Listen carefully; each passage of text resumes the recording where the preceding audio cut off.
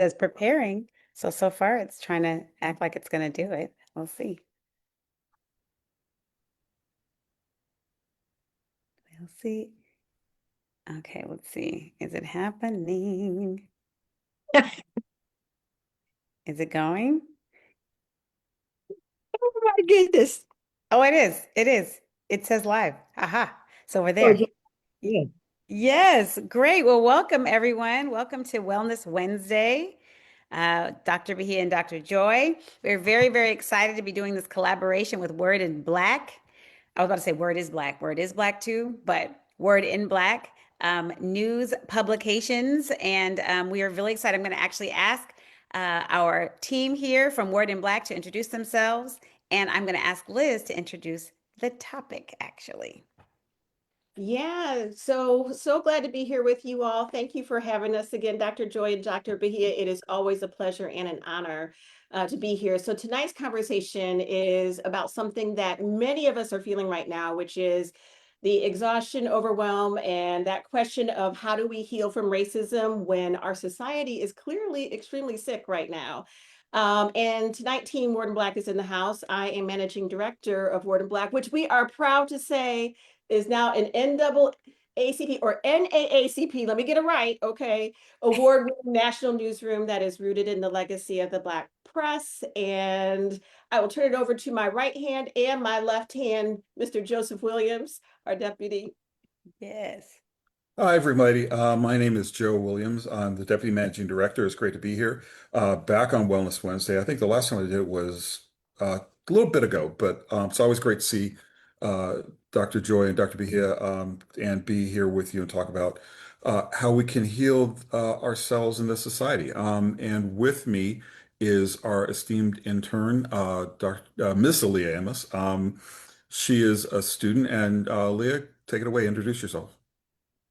Yes, thank you so much. Thank you, Word and Black team, for having me today. And I am Aaliyah Amos. I'm a recent graduate from Rutgers University, Newark, and I am a Word and Black Racial Healing Fellow. So a lot of my stories center directly on this topic. So I'm so excited to offer a student perspective, a younger perspective, and just a little bit about the things that I have researched and found and like through lines between my different stories. So thank you for having me today. Thank you for being here. Um, Dr. Joy, did you want to say any openings on the topic? Sure, I would. It's just interesting the convergence, what you were saying, Liz, about the fact that we're feeling things, right? And just as literally the global African world is feeling things, and I think that we are at a point in the evolution of our experiences here that we're literally centering ourselves in our own healing. We're not looking for outward folks to come in and save us or this is something that's fully within our power to do, and we must do. And I appreciate that you really spoke the truth as it relates to Black folks, because we're feeling people. Right? We feel things. We don't, and we live in a world that is very linear and very non-emotive in terms of that which dominates most of the spaces we're in. But much of what we have done to heal and to move forward is to be still and feel. And not only that, to feel each other. And so hence you have, are you feeling me? Right? I mean, literally. And Right. and I'm saying that these are times when we really must lean in to those things. Well, I love that. And it's very true. So I have a couple of questions, but one of the things that I was thinking about overall is that my mom used to say all the time when we were younger that it was almost like asking to keep us to keep our clothes clean when we were waist high in filth, right? And it's like, how do you stay clean when you're just, muddling through the world, which is so filthy right now, right? It's filth. It's so much, so many aspects are filth. And how do you not just maintain a sense of hope every day, but what like concrete steps to keep yourself from going crazy, one, and the people around you, right? Because there is, we used to talk about this all the time with racism. It's like paranoia, but then sometimes people are following you. So it's like, so is it really paranoia, right? Or is it just being responsible Black citizen, like being aware? And so I think that those are the things that people are navigating, and struggling with right now, but also when we start talking about speaking truth to power, that means a lot, something different when now that you can be considered a terrorist for speaking truth to power. Like there's so many layers to this, right? So I'm excited to explore this with you. I had my actual notes. They've gone. Dr. Joy, do you have the notes for the meeting? Because I don't have any notes. Notes, no notes, it's all good. What is said is meant to be said. And Okay. you made me really think about, Aaliyah's been reporting about racial healing for us now for over a year. Joe has reported on it for the past 3 years. And one of the reasons that we really were committed to this is exactly what you said, because usually racial healing is framed through a lens of whiteness. Yeah. And this is actually not about this. This is about restoring Black folks and our communities and repairing the damage caused by racism. And then that enabling, that being enabled to then transform us and our communities and our society. And so because of that, we have a new insights and research division, which is fantastic. It's done some really fantastic research. And one of the first things that we decided to study was actually do a survey. We surveyed about 700 Black folks in December. End of the year, folks are like, I'm tired, leave me alone. But we wanted to ask them questions that really got to what is racial healing? One, you know, do you agree that it exists or is it important? What is it, right? Like, what is this? And what does it actually look like in our lives, and what stands in the way from it actually happening? So we found like the results, there is some good news. So, like, for example, despite everything that has happened, I mean, everything, right? It found that nearly 95% of the people who responded said that they felt that it's actually important, but there's the caveat, but they aren't sure that it's possible Mm. in this country right now, in the United States right now. And so it really, as a framing question, I'm curious, like, what is everyone seeing or hearing from Black people about how you're experiencing this moment? And does anything feel different specifically about what's happening to Black folks right now, emotionally, psychologically, spiritually, physically, because people are feeling it in their bodies. Like some days when I wake up, I'm like, my body just hurts. And I'm like, I don't think it's because I'm old, but it's at least I hope not, right? All right. But you start to feel this stuff and you think about racial weathering and how that shows up for us. And so yeah, I'm curious, what's the group chat telling everybody, or what are you seeing in your work, or what are you You, seeing in your reporting? It's interesting because, I run a nonprofit organization called Black Parent Initiative. And so we work with parents and we're trying to constantly keep our kind of finger on the pulse of what's happening with parents in terms of how they're able to create balance, stability and faith in their homes to keep their children healthy and well and become good advocates for them, right? But it's an interesting thing because I think you and I were talking about this too around centering whiteness in the discussion around racial healing. And it's difficult because typically it's whiteness that is creating all the problems, right? So it's like we could try to heal. It's almost, it's like somebody who's continues to inject people with poison and we're like, we got to heal ourselves. It's like, but the injection, right? It keeps happening. And so I feel like one of the things that I think that we have to do is, and what people are saying, because there's a sense of white is going to white. And so if white is going to white as a machine, then what are we going to do despite that? There's this kind of both and. Yes, there's racism happening all around us. Maybe I don't think I can do anything about that, but I can do something about what's happening in my home or in my school or in my space. And so that's kind of the control that people are trying to take, right? I'm going to do something for myself. I'm going to do some self healing. I'm going to do self care is up, right, in our community right now. Because like it's the both and. But I think that there's a sense that this is an ongoing, inevitable force. And I think that that feeling it makes people, it almost normalizes the oppression to a point where you don't, the fight, is it worth the fight? Is it worth what's going to cost me to try to fight against this machine? I think that's the question I'm hearing.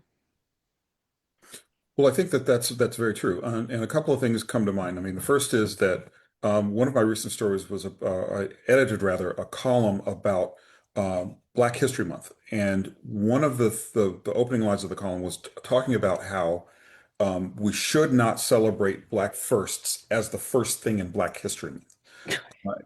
Controversial take. I mean, it's a really hot take. He was coming in hot. But basically, as I went through his piece, he was talking more explicitly and more articulately about the fact that if you celebrate firsts, you are discounting Black genius. So, Mm, in other words, his suggestion was that Jackie Robinson was celebrated as the first Black man to play in the major leagues when he was already a star in the Negro Leagues. That Sidney Poitier was the first Black man to win an Oscar, but he was already brilliant in the Black Theater of Harlem.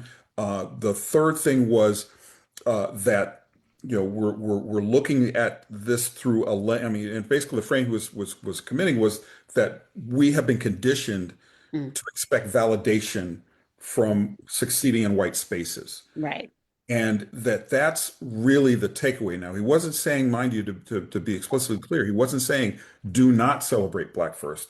right. He was saying that Black First should not be the first thing that we celebrate on Black History Month.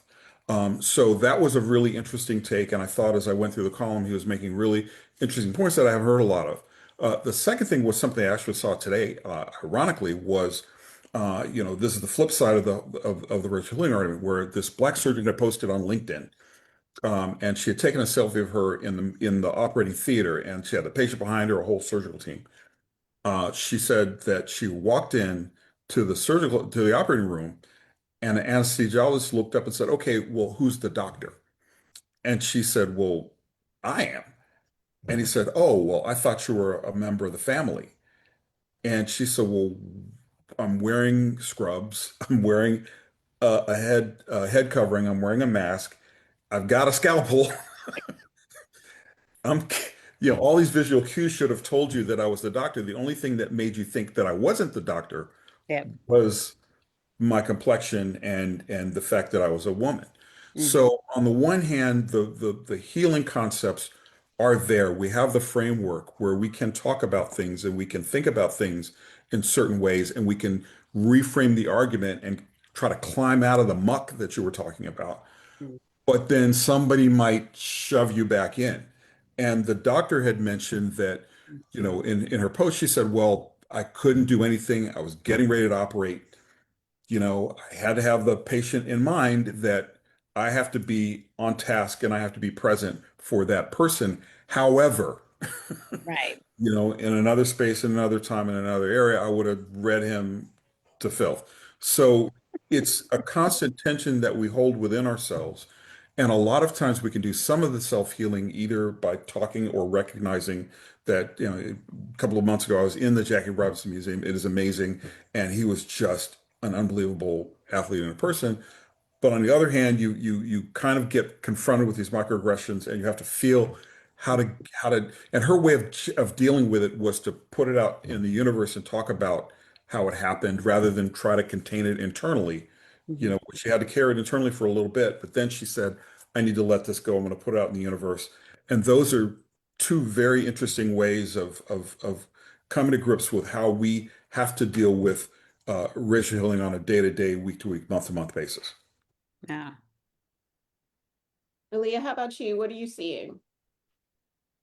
I think it's pretty interesting because I feel like even with my reporting, there's been like a theme of revival.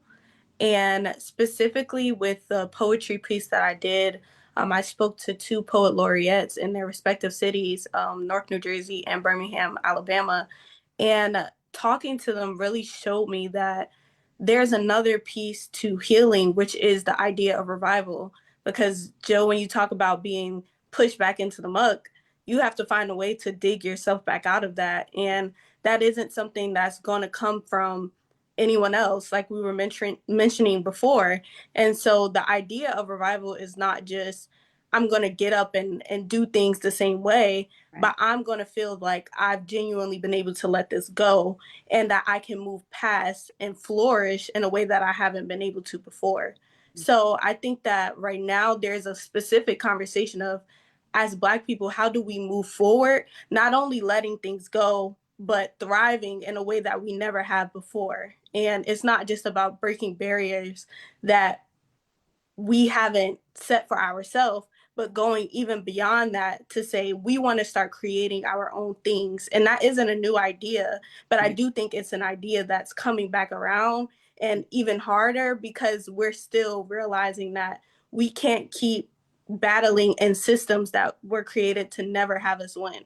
So we are, people are showing up at the end AACP Awards, and there were a lot of celebrities this year. And I was so happy to see that because it felt like any other esteemed award show, and the amount of coverage that also comes from the press, like it was a lot more this year. And I think it's very intentional. And the idea of revival, we want to talk about tradition, but also talk about what's new and how can we elevate other things. Do you have an example of revival? What specifically have you seen that makes you think revival's in the air? Yeah, so in that poetry story, poet laureate Salam Green, she wrote a book actually where she talked to different citizens in Birmingham who were descendants of slave owners and also descendants of slaves. So with that, the point wasn't just to record this information, but how do we get them to a place of healing where they feel that they can create a new community amongst each other that doesn't erase the history but acknowledges it and creates shared spaces that can take their relationships a step further. So with that, revival in that sense is we're not trying to restore what is quote unquote broken, but we're trying to create something new that will serve both of our descendants equally. Interesting. I did find the notes. There are some good notes. There are some good notes. There's some good questions. And I would like to pose this to Dr. Joy because, your work is all about healing. And at the same time, one of the aspects of post-traumatic slave syndrome in terms of you have to have, we talked about individual, family, community, and societal justice as a part of that. And so if we're not seeing justice, is it possible to heal? And how is that different from just coping, right? Excellent question. I'm loving what I'm hearing. I have a lot of hats, and today I was in a Zoom with the Global Circle for Reparations and Healing, and there's been some amazing things happening. You are absolutely right. There is a revival going on, and when I was in Ghana, 2022, it was the first time a sitting president apologized for whatever level of complicity that Africans had with the transatlantic slave trade. And it was a joining of the folks that have not come together, the elephant in the room is how come you did this? Right? The elephant in the room that we have to address. And in Accra, summit number 2, in Bahia, you were there as well, is now moved into a documentary, which we were all viewing and unpacking to see what was missing and what was there. What was extraordinary that came out, even though I was part of the summit, part of even the planning of the summit, the conversations came up over and over again about trust. Trust and how how important it is to have trust. And all of the I guess the back and forth that's happened throughout the diaspora. I mean, we had Brazil there, we had Cuba there, we had the Caribbean, we have Haiti was there, we had the global Africa was in the room asking hard questions, and everyone leaned in because everyone wanted it. Everyone wanted the healing, which means, one, I was listening to what you were saying, Aaliyah. Am I saying your name correctly? Um, that we are not a one-dimensional people. We are healed while we are also healing. Yeah. And we have to embrace that truth because we wouldn't be here having this conversation. Right. We've done this, we are doing it. And we have to put that energy out in the world that, we aren't broken. And what I'm saying about that is, yeah, this is a continual process because of the systemic nature of it, the structural nature of it. But we also have strong history, a strong history of having moved beyond it. We have moved beyond it on many levels. And so I think we have to be careful not to, and I guess this is kind of a pun, believe the press, right? The press in the sense that whatever's negative is what is shown.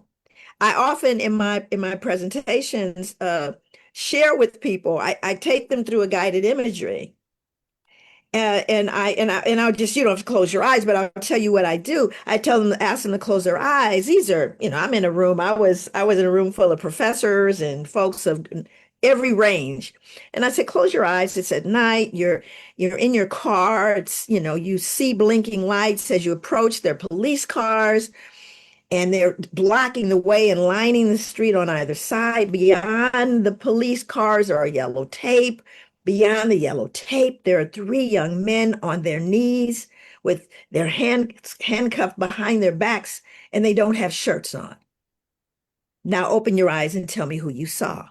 And if you could see what I see when the audience opens their eyes, I'm going, that is what we have to interrogate and dismiss because it's disproportionately wrong that you see black and brown men, which everybody saw. And by the way, all the schoolers I went to saw it too. And by the way, all the middle schoolers. And then when we left the country, went to Amsterdam, they translated it from Dutch. They said they saw black and brown people. So we have exported the lie.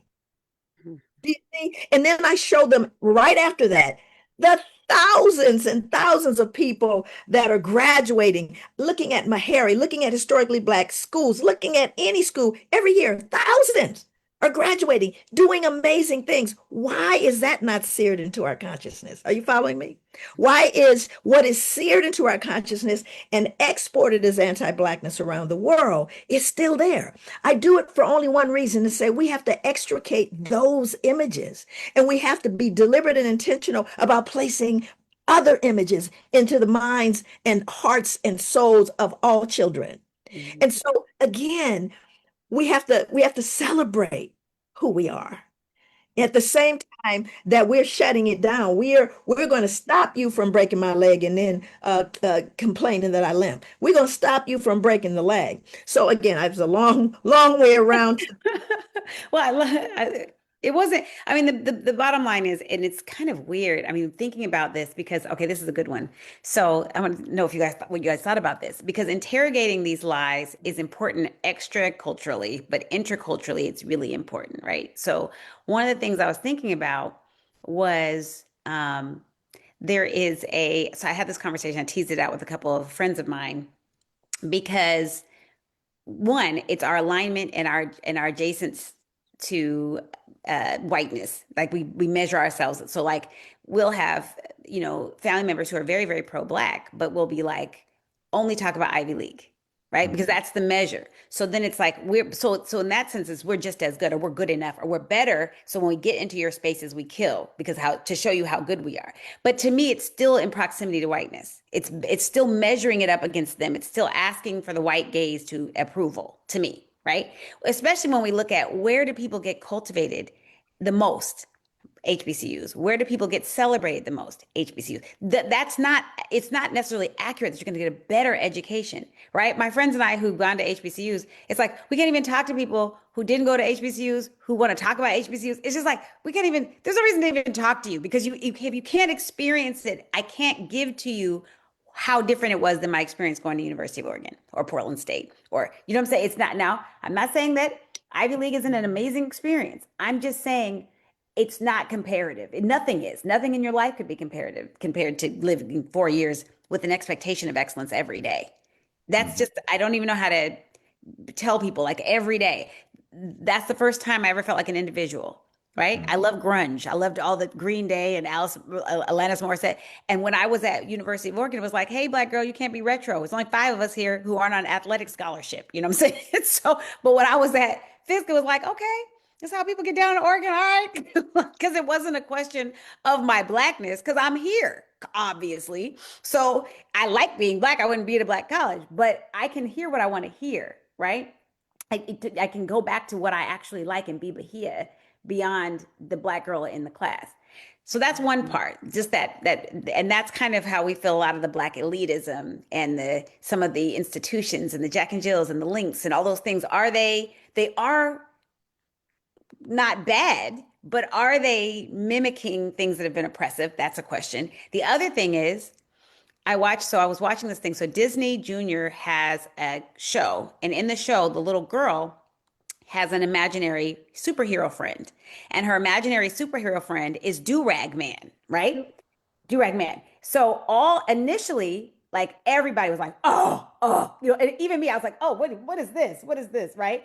And he's flying around taking out the trash, right? That's his getting rid of the people on the street taking out the trash. And so black people, Asian people, white people were like, who did this? Who did this?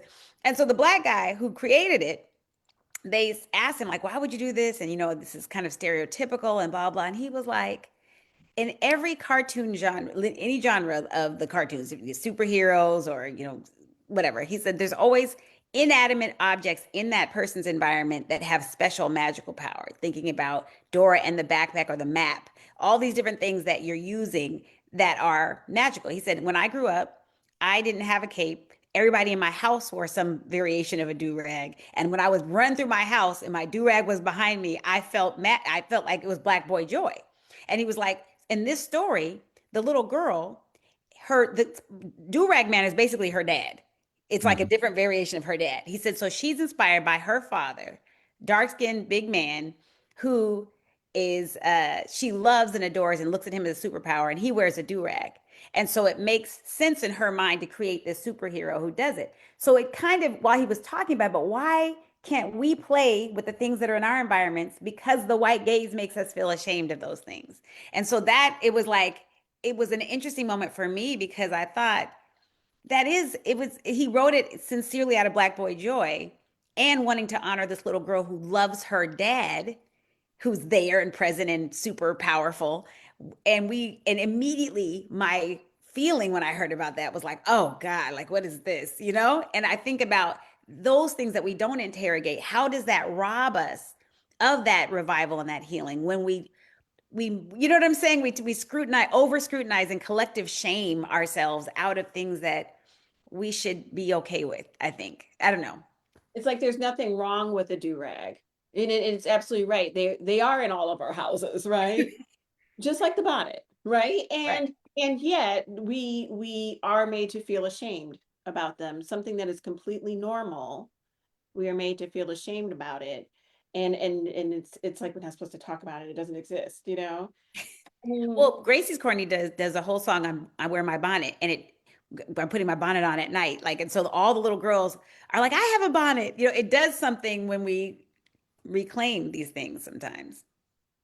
And that's so important too, because it's like, having been a school teacher back in the dark ages, I always would watch the little black girls in my classroom in Compton and how they would react to the hair of the girls who were Latina. And and it was the thing where I'd just be like, we are not petting anybody's hair in here. And I would always make a point of pointing out how beautiful their hair was, because I was like, I know this society is never going to tell you this, and it was just so important, like, to be like, oh, I like these braids. You didn't need to shave the eyebrows off today, but I love the braids. Taylor Moore, I love you. But yeah, she did literally one day, Miss Dwyer, anything different? And I was like, oh Lord. But it's that thing of like, yeah, you don't hear this, and then you grow up your entire life thinking that your hair has to be different. Hmm. And it has to be transformed, and it trickles into all these things. But that leads me to like one of the questions that was in the notes I had. But I wonder about this. it's this thing of like all of this stuff is the do-rags. In some ways, people might see that's individual choice, or the bonnet, individual. But all of this stuff is structural. So if the harm is structural, why is it that healing is oftentimes framed as individual? Mm. Why is that? And like, how do we shift that? Hmm. Can I answer that? I really want to jump on that because I think that we do that because we don't trust or believe we can do anything about those structures, or we can do something to arrest those systemic, long time in systems. So I think that that's part of the reason, and it's something I can control. It's something I can win at if it's individual. And I think if we just broaden that scope a little bit more, we will see our extraordinary influence on this blue marble. We have so many people around the globe that are, emulating. They're to a sick, fascinating level on some level. Let me be real about that. But the fact that the art, the literature, the brilliance, all around the world, people are literally, my husband was talking to me about folks that accepted blues in London before folks accepted it here, right? Really recognizing the innovators on every walk of life, every discipline. And again, I say that when people know better, they can do better, but we don't know. And just to end, I'm now a visiting scholar at Morehouse. But I spoke at Clark Atlanta last night. It was the night before last. My days are blending. Anyway, it was social workers, and I'm a social worker. So they really came out. And there were a lot of students. And afterwards, I met and talked with people. And I cannot tell you how many young people said to me, my God, I am so on fire. Let me tell you what your work is, what has inspired me to do. Let me tell you, oh my God, my life has been changed. The dean was going, don't cry. Don't you dare cry. She's telling herself, you're the dean. You're the dean. Don't it was like we were in a living room. You know what I mean? And I'm in a room full of scholars, students, incredible people, community. But there was this sense and excitement and anticipation of change. This is an institution that is making change happen. Morehouse, amazing, Spelman, they're making change. And I think we have to expose ourselves to the truths that really suggest that we could not be where we are if we've not had to scrape away at the crazies and deal and learn how to be, the spook who sat by the door, or infiltrate and learn how to bring folks in. We're still doing that.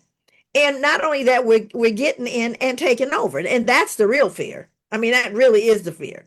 But, I think the answer to that is that there's a feeling of overwhelm, as you've identified, that this has gone on for so long, and how can we possibly do anything about it? Well, I think our ancestors would beg to differ with that. I think our ancestors would say, if we did what we did, sure, better not stop now. You better not even think for a moment. Uh-oh. Uh-oh. She said, don't think for a moment. That was that was the moment. That was the moment. Holy shit. Dr. Joy, you're frozen. What happened? Uh-oh. Hopefully she'll come back to us. I don't know what happened. I, I'm sure she'll pop back in anyway. I don't know. She must be having an issue at her place, but it's a good spot that she stopped. It's a good spot that she said. But I think that part of what she was saying too is that we do not have the ability to stop, regardless of whether or not we feel like it's moving or it's not moving. And like what you're saying, Aaliyah, about revival, there's a both and to this, right? Is she back? Okay, hold on. Uh-oh. Are you back? Oh, you're back. You're muted though. Just so you know, you're muted. You came back. Wasn't saying anything. Okay. Okay. But you zonked out on it. It was like you're in the middle of a moment. You're like, don't you for a moment. And then that was the moment. Oh, And I went, okay, I'm leaving the matrix. I don't know what's going Right, on. right. But Well, you know, I wanted you to finish your point if you wanted to finish your when I was on to finish, I don't know where it You stopped. said you were talking about our ancestors. You were saying that because they went through what they went through, we can't stop for a moment, and that was where we ended your to, In thinking that we can't. I mean, I just have to say this to you because it was such a powerful moment. We have the reparations movement is alive and well. I know it doesn't seem like the time for it, but it is actually happening all over the world. Global Africa, like I said, is alive. And I had an experience where, I was working with folks and I was trying to, explain what was going on. And there was just a moment where people started to say, to remember. They started to remember. And I asked them to remember, and not, Harriet Tubman, Big Mama. Remember your own grandmother, your own auntie, your uncle, your grandfather. Remember, because you see that it's in those memories, and we have to begin to pass that baton along. But again, folks don't know. They just really don't know. And I was so excited about all of these young people that saw a future, that saw beauty, that saw, their way through. And I'm going, so I am part of the healing component of the Global Circle for Reparations Healing. We get ready to leave the country. We've gone all over the place. And as I am part of that, there were people in the room, Pan-African, you know, serious reparation. These are folks that are older than me, go all the way back to in Cobra. I mean, serious folks. And they said to us, well, healing, yeah, you're just the caboose. That's what they call it. You're the caboose. And I'm like, wait, we were all part of the circle. Now, what we have to avoid is fracturing. yeah. We don't agree on everything, but we got to avoid that fracturing. So what happened was myself and my co-chair would say, well, okay, there's going to be a retreat. No need for us to go there. We're going to be the caboose. So we'll stay. We may even join you on Zoom, but I'm not getting ready to get myself, pack myself, move myself. And y'all think we're the caboose. And then there was an internal conversation that started happening. And then we settled in, she and I, we say, hey, we with you. But we can't treat each other like this. This is unhealed behavior. I want you to hear unhealed behavior. And what we are promoting is healed behavior. And so what happened was, now there's some Africans on the global circle. So one of the people who is Ghanaian said to me and said to her, my co-chair, she says, I need you to know, and I want you to remember and see your ancestors kneeling, the ones that jumped off or were thrown off of the ship, that are kneeling before you with their hands outstretched and saying, come with us, be with us, please join us, right? So chair looks at, of course, I'm getting chills. I go, well, I don't want lightning to strike me because you called down the ancestors on me and stuff. Long story short, we showed up and there was so much love in that room. The whole script flipped to the point where we're saying reparations must be centered in healing. Yeah. But you see, we got to avoid the fracture. We got to avoid to say that I'm going to take my toys and run home, because that's unhealed behavior. That's what they're hoping. But when we move in, again, we don't have to agree on everything, just a few things. One of the good questions from the notes was talking about the types of healing that we see happening in like right now in real time while all of this is happening. So I'd like to explore that with everyone on the panel here. I also want to say it's interesting. So my nonprofit organization, we opened a coffee shop called Soulful Sips. And so what I told them was, I said, to me, this is going to be a community space that sells coffee. It's not centered on the coffee shop itself, but a community space. So once we opened the coffee shop, we started hearing from other people like, who's copying you? Who's just opened a coffee shop? And I said, one, you know how many white-owned coffee shops there are in the Northwest? In the United States, this is like the center of gourmet coffee. So there's a million coffee shops here. I said, so that's one. We can't give into this kind of scarcity mentality. And I want everyone to patronize all of them. They all have their unique vibe, right? We're actually going to highlight them this year in our gala, all of the coffee shops, because we really want to say that everyone should be patronizing all of them, right? They have different vibes, right? Now, the cool thing about our space is that when I had our muralist, when you walk in the door, there's a huge mural just when you first walk in. And I told the muralist, my idea is the tagline is restoring your spirit one sip at a time, right? The soulful sips. So I said, I want a black dude because you only see a big black guy on the murals, usually in side places. So want a black guy. I don't want to be a model, regular black guy, drinking his coffee. I want him to be closing his eyes, enjoying his coffee, and thinking of his community and being restored. And so he created this image for me, and there's all these pictures of people in the community, and the steam from the coffee is flowing, right? So you walk in the door, people always just stop and just stare at that first, like, oh, because I am a culturally specific organization who has a separate LLC for a nonprofit, I mean, for a for-profit business, we're able to say things like all of our baristas are going to be black, right? Because I am creating a space that is a black space. All of the books on the bookshelves are black children's books. So when you walk in the door, we have local artists that we feature on the wall, on the other wall, right? So when you walk in the door, you're in a black space. Now, we welcome everyone to come. We want their money too, of course. However, when you get there, you realize this is a place made for folks. It's a resiliency center. We talk it. It's a place to go and get restored in this place where we are 6% of the city, population wise. You get to come in here and be seen and centered. That's one thing. So that was the one thing. We also have a Radical Black Joy Gala every year that we thought was going to be our fundraiser. What we realized is that it's the only fundraiser that's not centered on the funders, right? All the other communities of color and ours too, Black people, we can make it Black centric in the way that we present it, but it's for the people who we want to open their pockets. So the story that we tell, there's certain things that maybe aren't in our best interest always as a nonprofit organization, or as a community that we say to get the money, right? Well, in the Radical Black Joy Gala, it is very much centered on unapologetic Black joy and liberation. So because of that, and it's very elevated, you dress up, it's nice, it's black tie, it's not, but that's where the community folks can dress up and show up. That's where everybody feels like this is about us.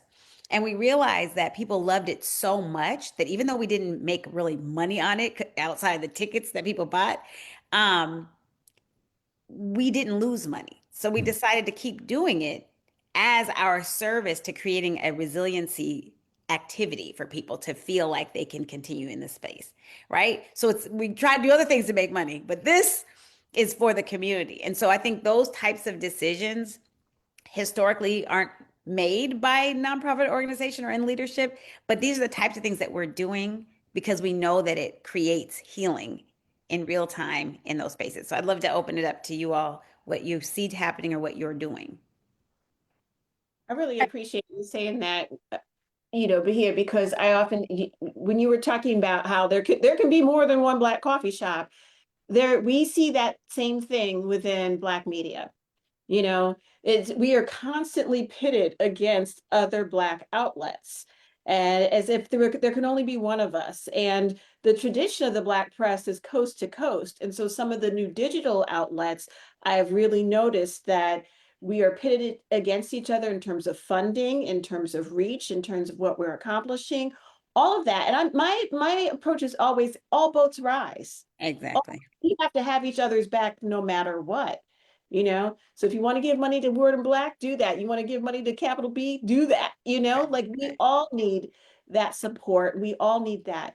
The other thing that I was thinking about was the way that we've made a conscious decision in our reporting to ensure that it's clear that Black people are not the problem, in the reporting. When we address something, it's always looking at it from, here is the system-wide issue, or here's what's happening. But Black folks themselves are not the problem in this scenario. And it is the only place that I have ever worked the Black press is the only place I've ever worked where that is accepted and is normal, and where if you say that, we are asset framing Black folks, we are asset framing Black children when we're reporting about them in schools. Right. That's seen as okay. That is not, well, their parents, probably da da da, that whole thing. And the last thing I'll say, and then I'll go to Aaliyah because I know she has some insight to share, is that I keep seeing there is a lot of to be said about social media in terms of the way that it perpetuates misinformation and disinformation and does harm to Black folks. Yet I also oftentimes am so amazed. The BAFTAs and BBC did not see us coming. Okay, they did not see us coming. They did. I wrote a piece. Joe edited it. Thank goodness he made it better. But what I said, Michael B. Jordan, he is our brother, our uncle, our cousin, our play cousin, the dude who lived down the street from our grandma. We know who he is. He's a part of our family. Did you think that we were not going to defend him and figure out all of the ways that you did him wrong and call you out on it? And more importantly, love on him. So when he showed up to the Image Awards and he got up on that stage and he accepted that award and he one honored his ancestor, Chadwick Boseman, right? Like that was just a beautiful moment. And then two said, man, I love being Black. And I just it was such a profound thing, and it matters to hear that kind of stuff.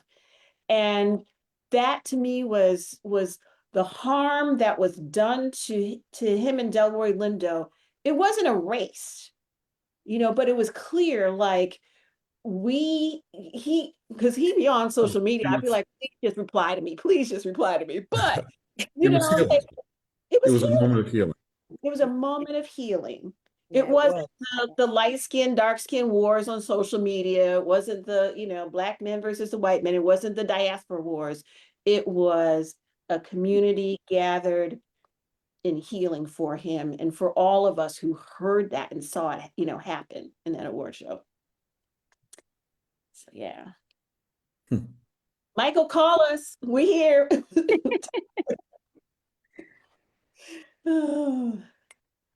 That's a very interesting point to leave off on. I kind of wanted to shift back to the idea of like third space healing because I think a lot of times that happens and it's not as intentional as like, but he has your tagline, you're baking it into what you're creating. But I think that at least in Newark, because it is such a diverse city, we have so many third space healing areas that people aren't cognizant that that's what's happening for them. Like they just find themselves constantly coming back to the same restaurant and they don't realize it's because they play the music that I like to listen to, right, or because they make an effort to speak to me every time that I come into the area. One thing my mom is super huge on is going to a restaurant and just seeing how kind people are. And if a waiter doesn't come to us in the first 20 minutes, actually, she gives them 10. But if they don't come to us and at least say, hey, I'll be right with you, she's gone. Because one thing about us is where we spend our money, where we spend our dollars, we're very, very, very intentional about it. And when you mix monetary value and healing, I think that creates a very special space where people feel that I'm valued. I can be open and honest, and it's not just with the other people who are here, but also the workers. So I think that a lot of reporting that I do, I try to find stories where even if people aren't aware that they're contributing to the idea of racial healing, there's not such a concrete way to do it. It can be literally formed just from me talking to people or being in a space. I'm like, I think I could kind of finesse this. I'll talk to Liz and be like, how does this sound? I know it's not too on the nose, but when you really talk to people and you start to ask them questions, they start to self-reflect and be like, well, that's a really good point. I have a community here. So I really just wanted to highlight that idea of third space healing areas. And I hope it becomes more intentional in our community to create those spaces and really focus on the idea of healing within them. I love that. What about you, Joe? Well, mine is has been a little bit more personal. It's been a brutal, it was a brutal winter, in a lot of different ways. But certainly, looking at all the stuff that's happening around the world and Trump and so forth.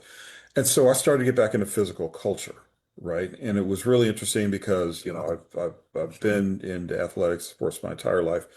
Getting back into it, getting back into the grind in the wintertime and it's being dark, whatever.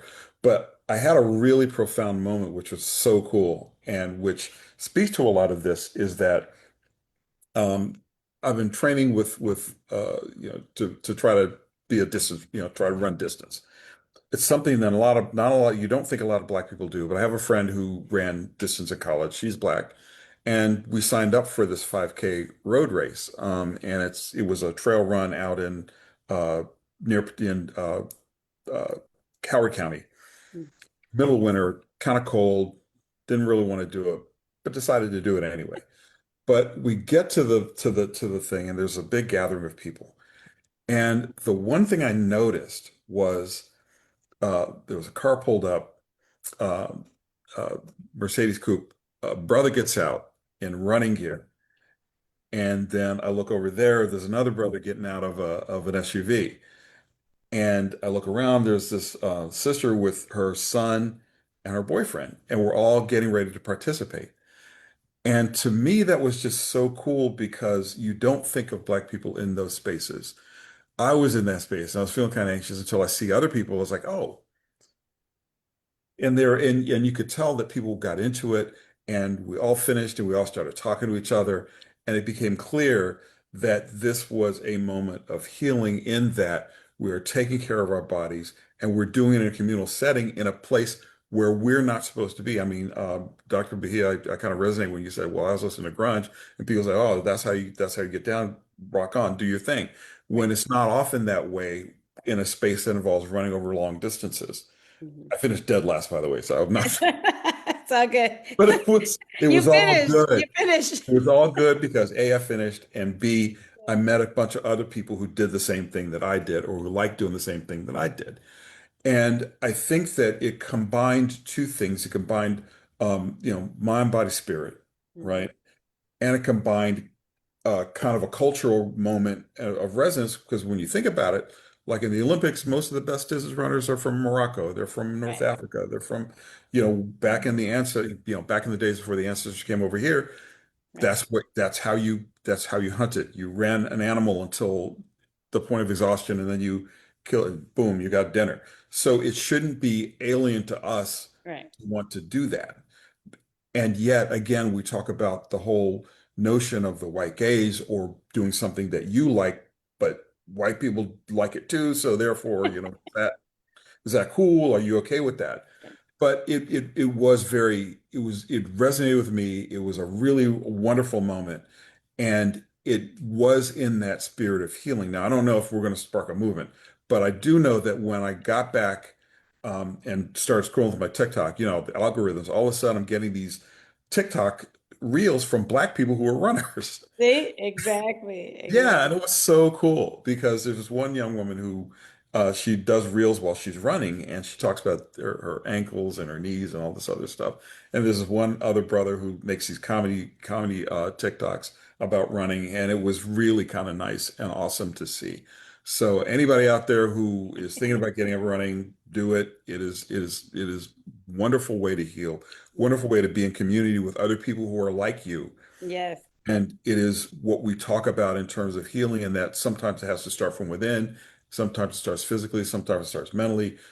But either way, get into that space, get in that groove, and do something that you love for you and Yes. not for everybody else. Just started. Just started. I know I teach a free Afrofusion, I call it Soulful Steps at the cafe. So on Thursday nights at the cafe for free, I do Soulful Steps. And, you know, I'm getting older, so I've noticed more and more people just want to move their bodies. So we did a whole Master P and Silk the Shaka last week. It was really great. It was 1900s down south rap dancing, and they was gigging. We have everyone, and we all ages, and it's just moving your body, right? And then afterwards we set an intention in the beginning. We close with a reflection, and it's such a healing space. I don't feel like I'm doing it for free because I'm getting something out of it, right? And it's building community. We had something called Sing Along Sundays that we were doing where we just had a DJ come for 2 hours before the coffee shop closed and just play songs that everybody knows. So people are line dancing and singing, but you got to buy a cup of coffee. There's a minimum. You can't come and just hang out. You One got drink to pay. minimum. Got to get some coffee. But creating those spaces. Go ahead, Dr. Joy. Oh, and I have to apologize. My head is so big in this thing. I can't figure out how to make it. I can't. It doesn't look big. Okay, you are. Listen, it keeps zooming in. It's crazy. It's a new computer. I swear I'm not trying to feature my head. Go ahead. Okay. I just want to put a little small plug in. Everyone knows in my family, when anyone asks, Dr. DeGruy, you deal, because I deal with heavy content. I'm getting ready to be in a prison doing a piece for a documentary. I'm in some heavy duty, but everyone knows that what Dr. Joy does to just really, I mean, I go to an Weird. It's so weird. I fish. I go to Alaska every year with my ride or die, and we go fishing morning, noon, and night with the indigenous people off the shore at the lake. We fish, That and is so cool. That it's is the so cool. something you do not understand. There are people that go, Dr. Joy, I like to fish. I go, no, no, not with me because she's not showing up. That one. Dr. Joy is not going to be there. I'm not going to help you with the bait. I'm not doing any of that with you. Okay. So no, they want, it's my moment where, and there is nothing like it. We're watching orcas. We're watching eagles, like as many of them as pigeons everywhere. We're looking at a deer came right up to us while we were fishing, kind of looked at us, dove in the water. Never saw that in my life. Right. Just, I can't even explain it. And when you're with indigenous people, let me just tell you, I have a real fear of bear. And because the whole little cuddly teddy bear, there is nothing true about that little story, right? So when the salmon are running, everybody's fishing. So I'm out there, and my sister-in-law, Kathleen saying, Joy, let me tell you what happens if you see a bear, what to do. Because she's trying to calm me down because I'm like, I see pieces of people from bears. So anyway, so I'm fishing, I'm feeling really good. And there's an indigenous woman on the bridge, and she's waving. So Kathleen starts waving. I go, who are you waving at, right? And what she's trying to tell me, who's closest, is that there's a bear about like 20, 30 feet from me in the water fishing. Right. So I'm like, okay. And the bear looks at me. I look at the bear. There's plenty of fish floating around. I slowly back up. The bear catches number one, waits. He just waits for the biggest fish. We've been out there getting zero fish. He gets the fish, goes and eats it, comes back to the same spot. This woman was trying to tell us, but she walked by, past the bear to us, and she goes, yes, I just thought I wanted to tell you that the bear was there, and it just kept going. And I literally lost my fear.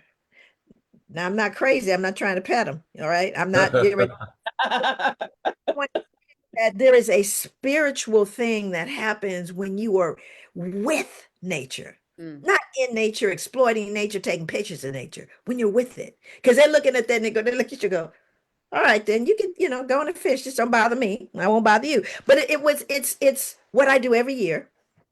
And there's no way of describing what joy it brings to me, what peace, what rest, what relief of stress. Because that's one of the things you got to let go of that. And when I'm there, I'm someone else. I'm unrecognizable, except being part of the scenery and loving it. And like again, working with indigenous people, I caught my first halibut, right? And it was yeah, it was a spiritual experience. And you have to find it for yourself. And I don't care. I mean, people look at me and go, fish? Yeah, That's that's what I say. Mhm. Not I told just her, I told her, fish. I'll cook the fish if you get it, but I'm not about to be out there. But Why am I picturing the bear was like, sup, like literally. I got pictures and footage of, they just kind of, it's the problem is, and I'm going to tell you the truth, the people that go, oh, go try to pet the buffalo and the buffalo lets you know I'm a buffalo. Okay. That's the foolish people that think they can do anything they want anywhere. And nature says, oh, no, you won't. Black folks don't have that problem. Yes, black folks are like, hey, leave this your nature alone. I'll leave nature alone. So I'm going to let Liz ask the final question that you want to pose to the entire panel. And thinking about healing ourselves and our communities while the world is sick. We are. I love having these conversations. We could have them all night long, right? Well, I can't because I have to break fast. But but in terms of Doing that tonight. yes, Like, yes, yes. So please. I mean, it's just interesting because but here, one of the things that you say that I love is that you always talk about beaming love and light on our children, you know? And I oftentimes think about that, like, what would it look like? What would my life have looked like if my whole entire existence that had happened? You Mhm. know, Yeah. if I had gone the first time I stepped, out of my house, that's what happened. In a school, in a bank, wherever it is, trying out for a sports team that people are beaming love and light instead of anti-blackness at you. And so, you know, if real racial healing were happening in this country, if all of our children, if we had a whole entire generation that's getting that love and light beamed on them, what would be different in this world? What would it look like? Because I'm always thinking about like the vision board. Like what is Mhm. you have to be able to see it. And sometimes I feel like part of the trick is keeping us blind so that we don't see it, that we can't imagine it. What would y'all say? What does it look like to see that change, or what would be different? Or what would it, you know, not that it can be delivered in like the box with the bow, but you know, Hmm. I think it's exactly what you've said. I mm, grew up in South Central. I grew up in a community that really was a village. I mean, it really was my village. When I turned the corner, because my daddy would whistle for us, that's how we knew to come home. And if we were further than we could hear daddy's whistle, then people would say, I heard your daddy whistle, you better get back home. But when I turned the corner on my block, on 55th and Hoover, I turned the corner on my block, it was like, ah. And it was supposed to be the scary place based on what the news and everybody else would say. It was a scary place, but it wasn't ever a scary place for me. I felt loved in there. I felt like my community held me. You know what I mean? And to me, it feels like home. It's like when I was in that room at Clark Atlanta and everybody forgot we were in a conference. We were at the table. We were together. It feels like home. It feels like if anybody wants an actual thing we do, it's what you feel when you see that nod. mm, It's what you feel when that person, the stranger across the street, nods at you. It's the feeling inside. That's what it looks like. It looks like, yeah, this is us. This is us. And I see you, sister. If nobody saw you today, I see you. That to me is what it looks like in a normal, common, everyday movement through life is that, yeah, we got this. We got this. Hmm. I will say for me, I think about it like when my daughter got a set of princess dress up clothes. We didn't do princesses in my house because I told my daughter that, fairies save themselves. They have powers. We don't need to be princesses. So we never had princess parties. It was always fairy parties or something. So somebody sent her a princess box, Disney princesses. And I was like, I'd read all these articles about Disney princesses like robbing Black girls of their sense of beauty and all this stuff. And I was like, well, that's not going to happen. But she did like to dress up. So I cut the faces off of all of them. Right. And I told her that each one of these costumes represented a fairy that had a different superpower. And so she created each outfit to be match a superpower that she would wear it and then she'd have that power. And so when I finally did take her to Disneyland, she saw Snow White and she said, Mom, remember the fairy that could run really fast? She's wearing the costume. She know who Snow White was, okay? But she knew the outfit, right? And she's like, Mom, like she's wearing my superpower outfit. This white chick is wearing my superpower outfit, right? She felt like she was borrowing from her, right? Oh, look, she got it on. She got my stuff on, right? And I think that creating a sense where children are just running offensively, right? Without any barriers, they're just running and they're able to just see the finish line and not all the things that are, put in front of them constantly. To me, that's what it looks like. It looks like, why would there be a barrier? But I also feel like we can create that. When I see big pictures of white Jesus in Black homes and I say, why is this a white Jesus in your home? And they go, I don't care what color Jesus is. And I go, then make him Black. If you don't care, if it doesn't matter, and this is your house, make him Black, right? Because if it doesn't matter, then it doesn't matter, right? Those are the things that I feel like we start to build. I told my daughter, you're smarter than the test maker. You're smarter than the test maker. So she could outsmart the test maker and not feel like it was oppressive because it was racially biased. It's true, but you're oppressed by it. Your teacher may not like you, but you're smarter than them, right? So there's always a way to, like you said, this asset framing. What do we have? What are our strengths? Not what we don't have. Not that we're underserved and marginalized and disenfranchised. And no, we are brilliant and we're beautiful and we're creative and we're innovative. And just replace, or even if you're not meeting benchmarks, you're on the precipice of meeting benchmarks, or you're emerging into a different level of learning. We have to just reframe our true realities. Stop saying Black men don't like Black women. Most Black men are with Black women. Okay, that's just statistically what it is, right? So stop saying that. Stop saying these things that are not true. Stop saying 40% of Black men voted for Kamala. That's not true. I've been hearing all kinds of random stuff. That's not true. So, like, how do we reframe the lies? I feel like reframing the lives is what it looks like when people just believe the actual truth about who we are. That's what it would look like for me. Love it. Love it. Love it. I can definitely jump in here. I think it's an interesting question because like I never really sat down and thought about it, but I immediately think of like my younger cousins. I'm the youngest child, so I don't think about any younger siblings, but I think about my little cousins who have to go to school and meet certain expectations that we're talking about. And I honestly think that it will be a world where like Black children could just be children and they don't have to worry about growing up too fast or worry about stigmas that adults have against them.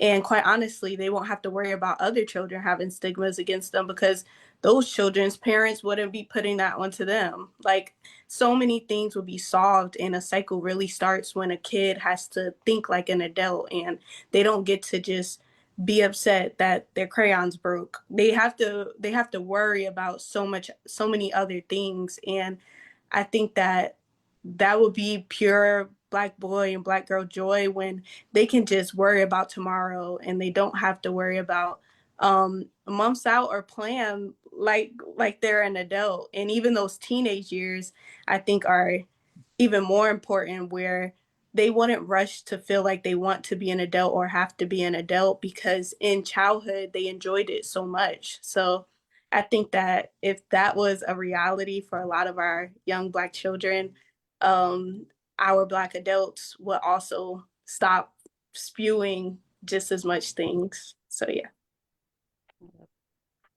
Well, my image is a little bit more uh, mundane, I guess, but every year there's a journalist conference, NABJ, Black National Association of Black Journalists. And I remember the very first time I went, like I'd been a reporter for maybe 2 years, working at a mostly white publication in Richmond, Virginia, of all places, and we the first convention was in Los Angeles, flew out, and it was like Dorothy and Wizard of Oz, only the color was brown, right? There's all these black people. There were young black people. There were old black people. There were well-dressed black people. There were less well-dressed. It just felt you could just feel the weight lifted. It's just like you just kind of breathe for a minute because everybody looked like you. And it's what I hear a lot of people say when they go to Ghana, that it's interesting to be ordinary, right? And that you're not the black person, you're a black person. And I think that's what it would look like for me, where you have um, all kinds of black people. The diaspora is real, and everybody can just be ourselves. We can just be ourselves. We can be funky black people. We can be uptight black people. We can be, you know, Not the funky ones, Joan. Come on now. well, funky as in Funky as like in soulful. that's They got the exactly right. funk, not funky as in No, nobody stinks. Nobody nobody's. stinks. We don't want that. But the hygiene is very important. Yeah, But right. no, funky is in like, you you Yeah, you you can wear Afrocentric clothes and nobody's gonna blink. yeah, You can have textured hair and nobody, oh, that's really nice. You can have straight hair, whatever. nobody is. And it's just ordin being black is extraordinary and ordinary. That's at HBCU. You can do that too. There it is. That's what it feels like at HBCU. But yes, I mean that's the closest thing was in Africa to being at a HBCU. It's normalcy, normalcy and acceptance. I love this. I love this more and more. We have to keep doing it. And I think that this also is how we also do it. And I'm looking at the chat. I wanted to let you know that people have been commenting and saying, talking about what they're trying to do. So please go back and visit the chat. Please, anyone who's in the chat and who's been watching, we've had lots of people on here today trying to tune in. Please follow Word in Black. They have amazing publications, coverage, stories, articles, interviews. It's amazing. Stay on their feeds. And I think that, we have to support our media. We have to support the folks who are trying to tell the truth about the beauty and who we are. Oh, I saw Jerome. Hi, Jerome. And, I think that we should find more ways to highlight what you all are doing and celebrate it. So we are so grateful that you guys decided to join us and that we got to do this collaborative. We'll be doing more and more just because we're so aligned spiritually and emotionally and mentally, culturally with your mission. So thank you so, so much for being here. Thank you for having us. We love you, and it is truly an honor. And it just, come on, Bahia, say it one more time. We're going to beam love and light. Beam love and light to one another. There's something so transformative when you look at a person and you just project all of your love and happiness and joy and your good wishes for them. It does something to their spirit. I think it's just like talking to plants. I have a plant that if I talk to it, it just comes back to life every time. And I think if I can speak that life into my plant, what could I do with a young person, right? So continue to beam love and light, everybody. And we'll see you the next Wednesday that we do this. Good night, everybody. Thank you so much. Thank you so much. Bye-bye.